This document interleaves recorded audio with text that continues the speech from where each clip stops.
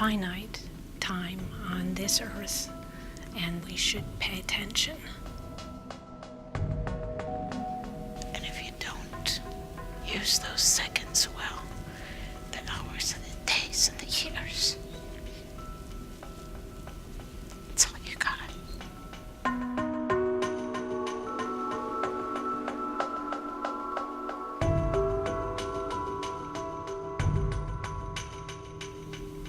The calendar is set up very wisely, and it really reminds us that there's something else in this world that's dictating things, not only us.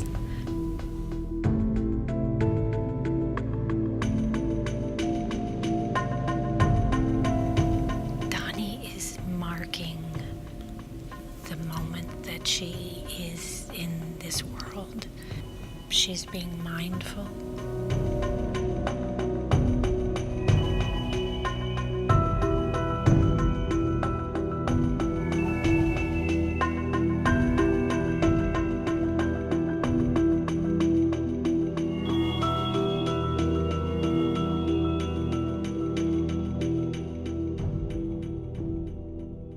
I am simply making a mark. That's what I'm doing in this world. I'm here, I'm taking a step, and every step of the way is important and is of no importance at all.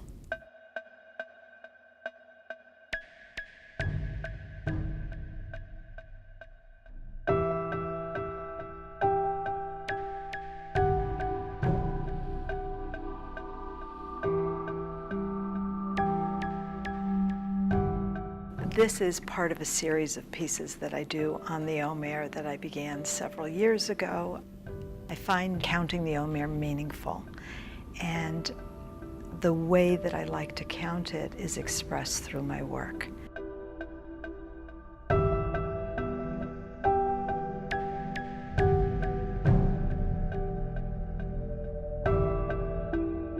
The Omer is a 7-week period where we count the days, literally and out loud. You start the counting at the Passover Seders. At the end, you go into a holiday called Shavuos.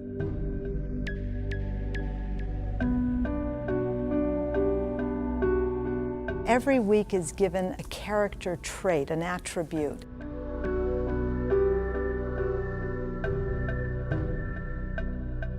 There's also the effort of working on yourself. Are you speaking in that manner? Are you aware of how you're acting?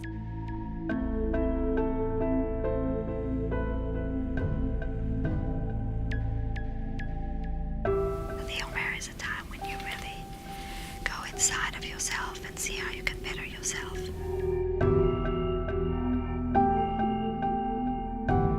You start off and you count those days till you get to something so bigger than me, bigger than us.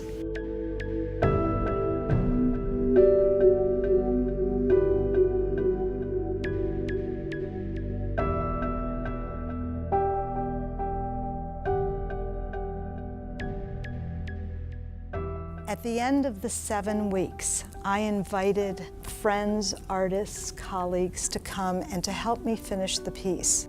I called them strand pullers and asked them to bring themselves as openly, as unencumbered as they could be, to the piece and to bring the strands back to their original state of string. And the string would then wrap the piece, and the piece would be done.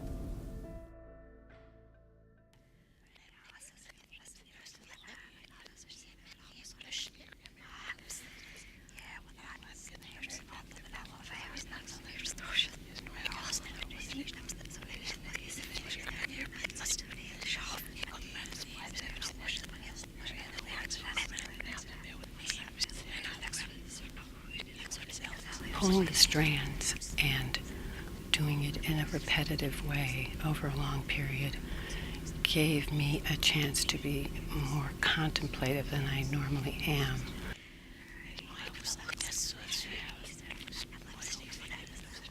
You're kind of left alone with yourself after a while. You're not even aware of the people around you or anyone watching, and it becomes very personal. I felt like I was holding the strings of my grandfather's talus in Shul, like in London years ago.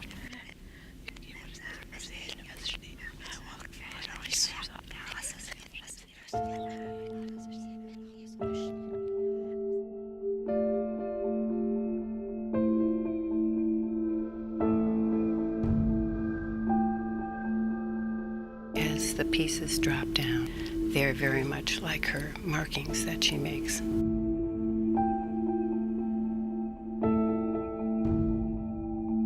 In the simplest realm of art, we start with a mark. I want to inhabit the mark. I want to inhabit the moment.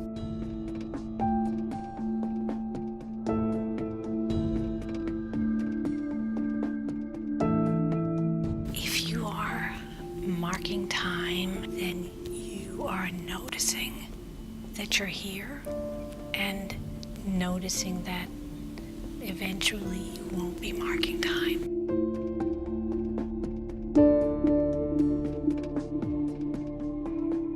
The cloth is a very stiff, rigid object, and as I pulled the pieces away, I could feel all the restraints of the vertical strands becoming loose and flowing and even silky.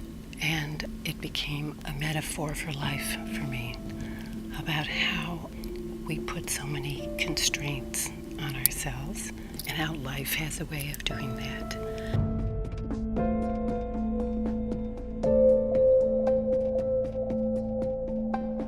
As I start this meditation of taking the threads out, I was realizing how it was actually put together and woven, and then it became like music for me.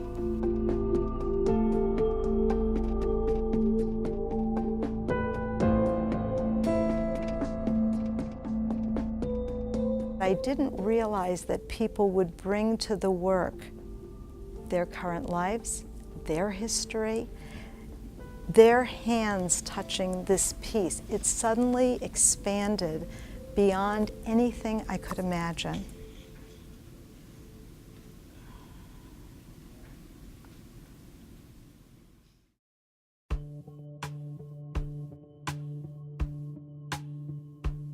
There's an opening in the canvas that symbolically allows for the energy of all the weeks to move back and forth. So when I look at this, I see something that is teeming with energy inside, but is contained on the outside.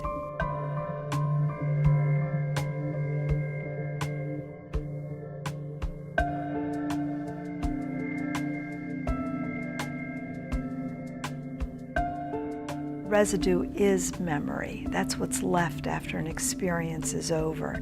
So having someone come and pull the warp thread off and drop it on the ground leaves an accumulation of moments.